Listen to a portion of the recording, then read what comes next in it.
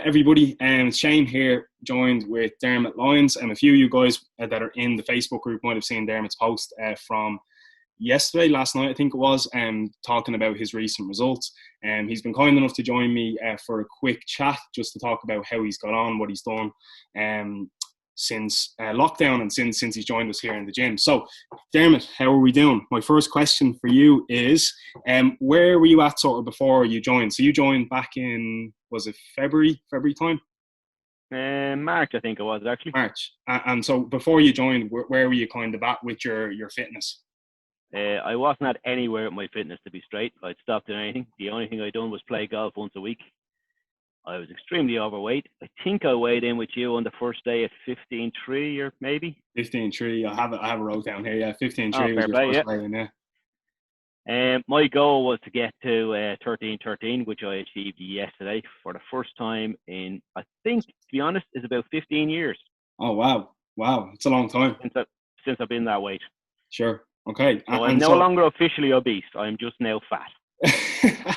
Oh, we're going in the right direction, which is the main thing. Yeah. So you briefly mentioned your weight. You were. I just have a wrote down here. You were 15.3 in your first weigh in here with us back in March.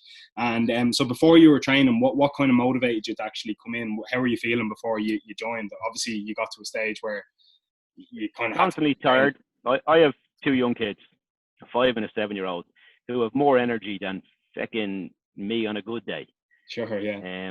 So trying to run around after those two, do your day job. I work at a desk all day, so I was getting zero exercise. Literally, get into the car, go to the office, sit at a desk, get back into the car, come home, sit in the couch.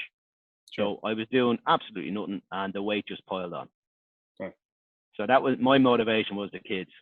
Of course, yeah, of course. A great motivation as well at that. And was it a gradual thing, Dermot? Did you notice that? Was it over the course of a year? Was it a recent thing that happened in a short space of time, or did you, were you oblivious to it? 2014, I started running again, and I got down to some weight. I stopped again in 2016 while training for a half marathon. And the best weight I ever achieved when I was running was 14.7. But okay. I damaged my knee on, I can't remember, multiple occasions, multiple physios later. I just had to give up running. And between 2016 and 2020, I went back from 14.7 to, I hit 16 at one point. Okay. I got it back down roughly, but it never really dropped below the 15. So I was sort of always averaging around 15.5. Sure. I couldn't get it off. So the time was to do something. Walked into Dinny's office, and the rest is history. Sure, yeah. So running was your only kind of form of training before you sort of joined? Yes. Okay. And you sort of found when you were doing it, I guess obviously the knee getting damaged isn't great. Did you find that sort of, it was good? Like, I know obviously you got down to 14.7, but did you find that you were getting the results you were looking for when you were running, or did you find? No, I wasn't, to be quite honest. I never got there, no matter how hard I trained. I was running 3-4 days a week and enjoying it. Yeah. Really, sure. Genuinely, I got part of that. I done the couch to 5K on my own. Very good. From never have ran in 2014. Brilliant. Got done the couch to 5K. Then I started training for a 10K. I eventually got to 10K. Then I joined a running club. Okay. Then I started training after doing multiple 10Ks, Phoenix Park, Race Series, a few others knocking around. Great bit of crack. Always going for a PB on the time. I eventually broke my 60-minute 10K. Oh, cool. It took me a long time. I got down to 56, and I kept on trying to beat it. Nice. And get your splits better and better and better. As you do, if anyone runs, you know the crack. Yeah, of course. And genuinely enjoying it. But I was always trying to get the weight below the 14.7. Even at my fittest in the running, which, again, I was really enjoying. I got past the stage. It wasn't a chore. It was, if I didn't get to do it, I got annoyed at myself. Sure. Because I missed doing it. But the knee suffered, and that was the end of it. But I never got the results. Never got below the 14.7. Sure. And I think my official weight should be somewhere around 12 for my height. Okay. If you listen to all that stuff, but yeah. I was still big. Of course, yeah. I think the main thing when it comes to that as well is as long as you're feeling good in your clothes, and you're able to, like you said, your kids were the biggest motivation. If you feel fit enough that you're able to keep up with the kids and you feel good in your clothes, for me personally, that's a bigger win than a number on the scales. But it's good to kind of hear it from someone who tried different things before, and maybe it didn't work too well. So then back in March, then you joined us here for PT or for training. How did you find the training? Obviously, you done a lot of, like, the majority of your course was done through lockdown and through online and stuff. Yeah. So how did you find kind of that, like, adjusting to the training and learning kind of how to train, like resistance training and lifting weights and stuff? How did you find that in comparison to the running before? Completely different setup, much quicker. I have to admit, when I started doing it, I think didn't like it would be the wrong word, because I found it so tough. I remember walking out of, I think the first class was yourself, Shane, and the second class was with Tamara. Yeah. And coming out with the second day, I was just destroyed. Sure. I was sore. Moving the keyboard, moving the mouse in the office the following 2 or 3 days was just painful. Sure. But I knew with it from, and again, I link back to my experience of running. When I started training to couch the 5K, I couldn't run that 1 minute. Yeah. Let alone do a kilometer. Sure. Yeah. But so I knew if you stuck at it, your body gets used to it, and it's just a matter of perseverance and effort. I knew it would come, and to be fair, it came a lot quicker than I expected. And after a few weeks, I was training 3 days a week with you guys. Sure. You got used to it, and I started to enjoy it. And the introduction to kettlebells, something I never used before, to be quite honest. If I tripped over one in the street, I wouldn't have known what it was. Sure, yeah. Now I absolutely love them. And then the transition to training at home, it's quite honest, it didn't bother me. It was different. I missed the crack in the gym with the people you were training with. Of course. Yeah. Not pretty much everyone I met in there was a bit of a laugh. No one took it seriously. Everyone helped. Sure. It was sort of hard to be new to the whole training thing. Some of the exercise I didn't really understand, and trying to do that on a small laptop screen took a bit of effort.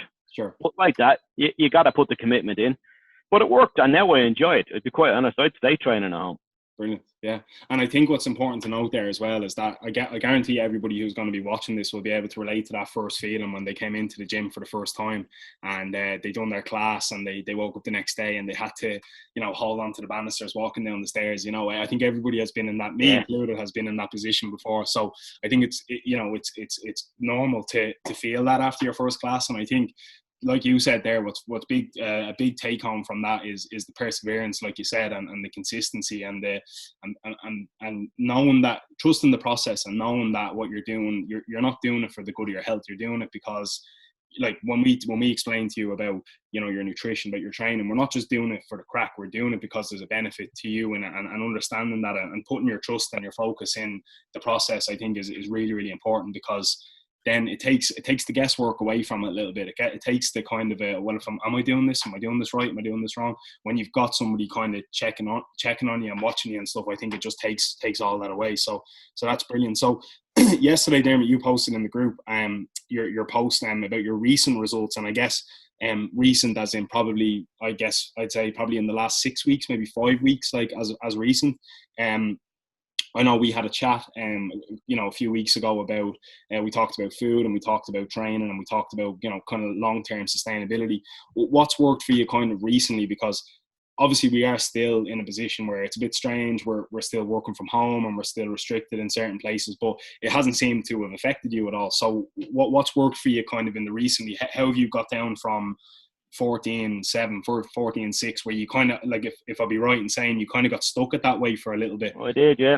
And now you've dropped almost half a stone. Now you're down to your 13. So what's been the biggest thing for you kind of in the last, I guess, 5 or 6 weeks?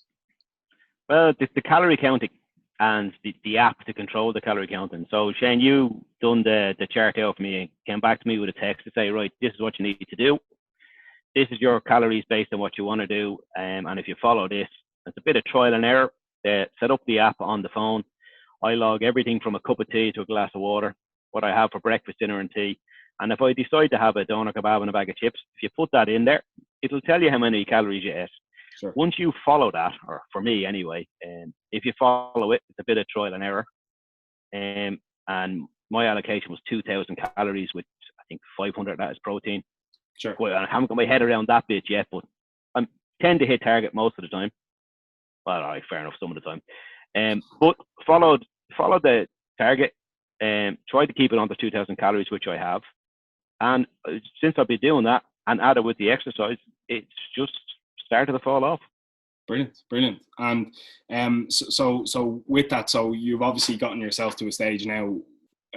Again, this is coming back from a personal opinion as well, but have you found that it's given you a different thought process about food? Like I find that... Oh, definitely. Yeah, I think what actually can happen is you actually get to the point where you start looking at it a bit different. You're not just like, I'm going to eat that because it's nice. You actually start thinking more about it. And I think, did you find that as well, that you found that it made you think differently about food and different food types and stuff like that? Without a shadow of a doubt, I've never looked at a calorie thing in my life. I didn't understand them, never paid any attention to them whatsoever. If I like something, I ate it. Sure. I'm lucky enough that myself and my wife cook a lot fresh from home, so we both enjoy cooking. But my portion control was huge. Sure. Would have been a huge thing, and I never like portion control is one thing, but the amount of food you put into it and what you're putting into it. Now with the app, I can go, right, if I eat 100 grams of that, that's equal to 400 calories. Or if a ginger nut biscuit, for argument's sake, is 52 calories for anyone who doesn't know. I love it. I love the way you're able to just list it off without having to think. Yeah, keep going. Sorry, that's brilliant. Yeah, but no, it's that simple. Those things I would have never have thought about in my life.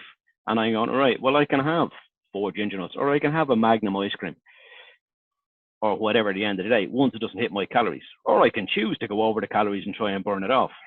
Sure. So you're kind of finding now that it's helping you sustain the food a lot more now, because you're able to kind of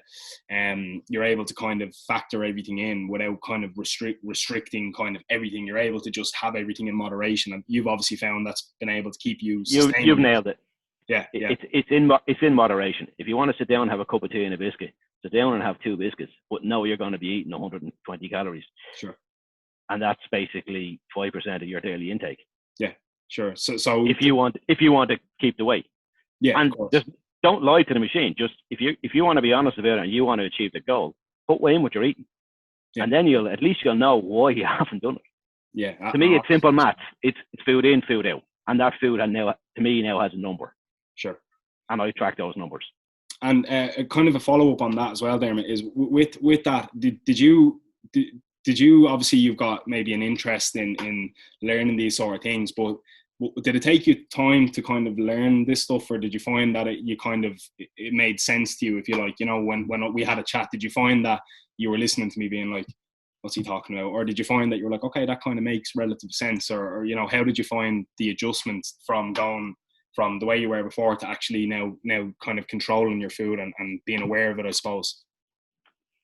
When you said it to me initially, no, it didn't make a whole lot of sense, other than it had numbers in it, so that sort of mathematically made sense to me. Sure.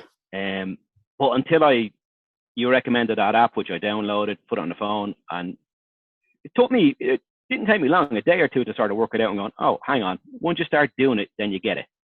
Absolutely, yeah. And it came quite easy after that, and now it's second nature. Brilliant. I don't do it religiously now, morning, evening, but every day I put it into that app without fail. Yeah. And I think as well, for guys who are watching this who are probably like, oh, what app is that, and all this kind of stuff, there's nothing magical about the app. Ultimately, what Dermot is speaking about is tracking his food, writing down his food. And one thing that we tell people when they start here, and again, a lot of the times, like, I relate back to when I was a personal training client, and Dinny will tell you the same thing. When I was here, I have 4 food diaries, full diaries like this at home from when I was doing my transformation, where every single day I'd write down my food. If I didn't write it down as I went, at the end of the day I wrote it down. And what that done for me, like you were just saying there, Dermot, was it gave me that kind of awareness of what I was eating, and I was able to actually look at it on paper. And I think when you're able to physically look at it, it makes you actually realize, but during the day we're all busy, you might take 3 biscuits in the afternoon and completely forget about it, you know, but by actually writing it in and keeping track of it, it gives you a lot bigger perspective. And anyone who asks me, Shane, how did you do your, you know, what worked for you? I always say food diary. It was just such a big thing. And it's such a simple thing as well. It's not like you have to write like details. It's literally just breakfast, lunch, dinner, quick scribble it down. And again, you're not going to be showing anyone your diary. Nobody wants to see different color, you know, titles, and it doesn't have to be fancy. It can literally just be breakfast, lunch, dinner, and scribbled in. But that way, it's keeping you accountable. It's keeping you conscious to it. So, I guess that's brilliant. And a brilliant insight from it, because, like I said, it's these things you'll find that they're repetitive. Like it worked for me, it worked for you. These things, it just takes a bit of like commitment and saying, okay, I'm going to give this a go. And like you said, persistence over the course of, you know, however long it takes, you know. Yeah. And my last question there. Sorry, the one other thing I'd say about the app, there's also a barcode scanner on it. You can just scan it and it pulls it out and it's click. You're not physically writing it down. It's click on your phone, and everyone's carrying a phone now 24/7. So it's easy. You nailed it. Yeah, you nailed it. You can find anything. Because I was playing with it to try and find something they couldn't find, and it hasn't. Sure. Yeah. No, absolutely. And Dermot, my last question for you before I let you go. So we get a lot of people who look at our page, look in the group, and follow us on social media, and a lot of them watch our videos and watch Dinny's videos and all that kind of stuff. But I guess for anyone who's going to be watching this in the future, you know, what sort of advice would you have? Because what we find a lot of the times people are watching these videos, they're probably sitting down with their cup of tea in the evening, watching their television, they're chilling out, and a lot of the times they see these things from someone like yourself, who started only a short time ago and was able to transform in such a short kind of space of time. What kind of advice would you have for them people who may be watching this in the future, if they're maybe on the fence about joining ourselves or actually going about doing something about their situation? If you really want to do it, sign up and listen to the trainer, follow the instructions, and it'll work. If it doesn't work, you haven't tried. If you follow the instructions, do the training 3 days a week, do the diet, and I might say one thing on the original 12-week diet, that is just to break the habits, because I don't think without that initial diet, I wouldn't have broke the habits that I had. Sure. Absolutely. Yeah. It's not about the calories initially. This diet just distracts you from everything I'd done beforehand. The foods I ate, the lunches I ate, the dinners I had. If you stick to that diet, you'll break all those habits. And after you finish the diet, after I think it was 12 weeks, then I went on to the calorie thing, and then it kicks in another step again. Brilliant. But the initial part is breaking the habits. Yeah, and then get down to the gym, do the workout. It's only 45 minutes, 3 days a week. It's nothing if you think about it. Yeah, 100%. It's one episode on Netflix. Yeah, it's a good way to look at it. Absolutely. And look, there's some brilliant insights. And like I said, I hope for anyone who is watching this, I hope you took some good points from that, because I think, like I was saying to Dermot before we started, we say these things all the time, but sometimes when you hear from somebody who is living, breathing proof that you know, the system works, and it makes you a little bit, makes you a bit more reassured that, okay, it's, you know, this works. I just need to be persistent with it. So, Dermot, thanks very much. I really appreciate your time today and jumping on for the call. I want to see now in the next few weeks, I want to see some more results. You know, obviously we've got it nailed now. I think we've gotten to the point now where it's where things are steady, and we want to kind of keep them like that. And I wish you the best of luck with your heavier weight, which we were talking about before, but with obviously your continued results. And we look forward to seeing possibly lighter than 13, maybe back to the 12 soon. Who knows? We'll have to see. I think the last time I was 12 stone, I was 12. Sure, yeah, but look. As I said, I think you're determined, and I think being determined is the start of it. Actually wanting to do this for yourself, and like you said, there's no bigger motivation than your young kids and that kind of thing. It just gives you that drive that you're doing this for a bigger purpose than just a number on the scales. It's about kind of your health and how you feel going forward. So I wish you the best of luck with it. Again, thanks very much for jumping on, and I hope people who watch this get some great insights, and hopefully we see you back down here soon for some classes. Oh, smashing the place up. So hopefully see you back down here soon enough, maybe for some classes. And yeah, we'll catch up with you soon. Don't fade away too much on us now, all right? Will do. Thanks for all the help, Shane. Appreciate it. All right, no worries, Dermot. All the best.